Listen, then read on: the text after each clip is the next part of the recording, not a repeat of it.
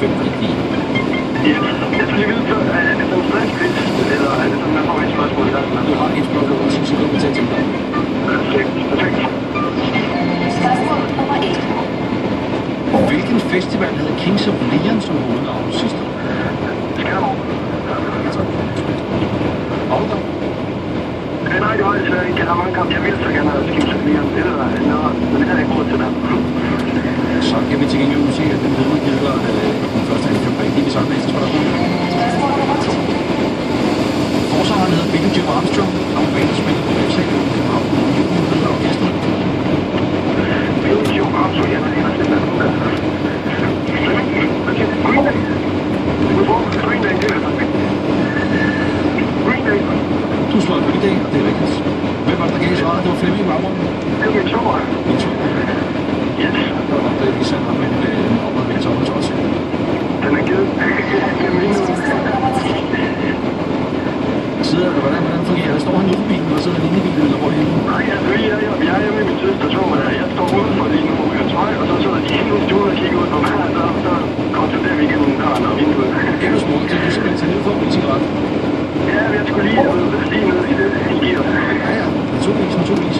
Må man ryge indenfor for din søster, jeg ved? Nej, det må man ikke. De fik bare der for 2 år siden, så var det bandlyset. Det skulle ikke sætte sammen på det der. Så får også et frisk luft, ikke? Det er altid sundt. Jo, lige præcis. Jeg tager næste spørgsmål. Det er 2 rigtige til, at du bare kører. Ja, vi skal måske have et spørgsmål, inden vi tager 10 minutter til de 10 sekunder. Jeg vil godt bare få en utrolig til. Det var en 2 navne, så skal jeg høre. Det er sådan her. Morfar-rockeren Bon Jovi gav koncert den 6. juli. Hvor var det?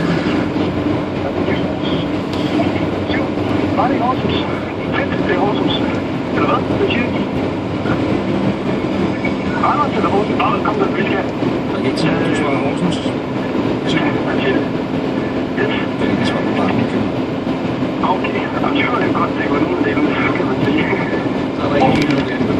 Nå, første forkert. Spørgsmål nummer 4. Vi spiller ham ikke så meget på her på B3 længere. Men han er en fest og se live. Vi har tidligere snakket om, at han kommer 2 gange til landet og giver koncert i løbet af 2014. Den gode Bobby Williams, det gør han i Herning. Spørgsmålet er, hvor mange koncerter gav han i Danmark i sommer? 1, 2 og 3.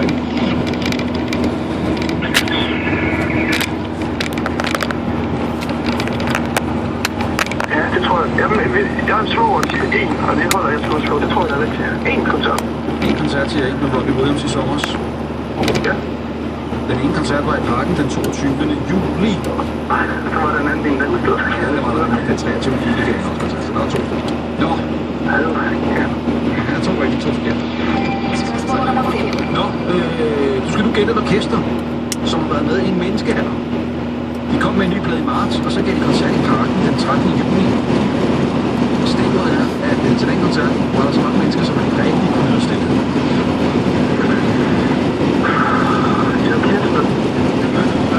Enjoy the ritual. Altså, det er godt, så det er svårt at fange, og de gav jo også koncerten lidt bedre end det var. Ja, det tror jeg ikke, vi skal bruge flere rigtige svar på. Vi må høre rigtig det krav. Nu skal vi vende den store amerikanske rockstjerne, som spillede i Danmark. Hendes rigtige navn er Alicia Faith.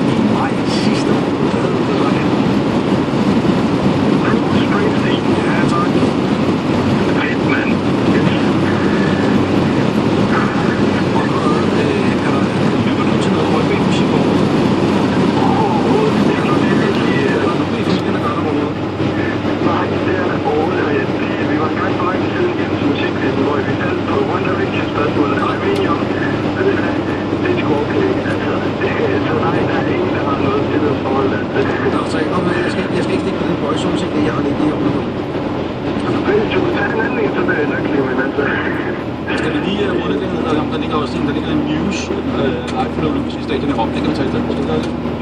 Det lyder bare perfekt, ja. Super. Der er et spørgsmål mere til. Spørgsmål nummer 10. Og det her er et spørgsmål, som vi tidligere for næsten en lille time siden prøvede af på vores nyhedsvært, Nikolaj Åstrup, som jo står derovre, du ved, med tøj i øjnene og siger, det kan det være rigtigt, men det kan få lov at være med i musikquizzen. Og det er på en eller anden måde er det lidt dårligt stil. Jeg kunne det jo faktisk godt, men der havde valgt så bare slukke mikrofonen, da jeg var lige ved at sige det.